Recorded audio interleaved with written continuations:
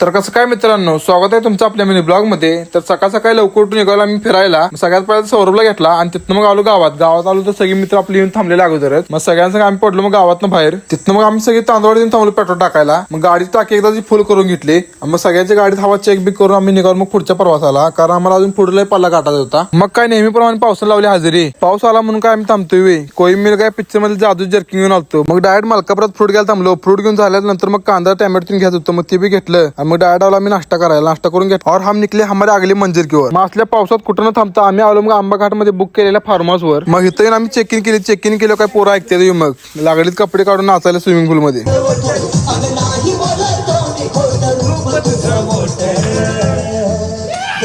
तोपर्यंत मग आज शिष्टबाई नेऊन चालू होतं. शिष्टबाई नेऊन लागलं, आम्ही पण लागलो ज्यूस करायला. मग का शिष्टबाई तयार झालं, गार वातावरणामध्ये बसून शिष्टबाई पहिला बुक्का बांधून घेतला. मग का शिष्टबाई खाली सगळेजण लागलीत लोहायला. मग पोरं झोपलेलं बघून मग लागली सगळेजण चेष्टा करायला. मग तोपर्यंत कॅरम टाव मांडला. आम्ही सगळेजण बसलो मग कॅरम खेळायला. आमच्या ग्रुपचे आचार्य बघा प्रताप शेळके, तोपर्यंत आपल्या दादावर सगळ्यांसाठी आपल्याला कॉफी घेऊन आलते. आमच्या ग्रुपचे ऑपरेटर चिन्मय जाधव हे बिर्याणीचे नियोजन करत होते. आता आपली बिर्याणी तयार झाली, बिर्याणीचा आता बुक्का पाडायचा. फार्म हाऊसचं नाईट व्ह्यू बघा मित्रांनो.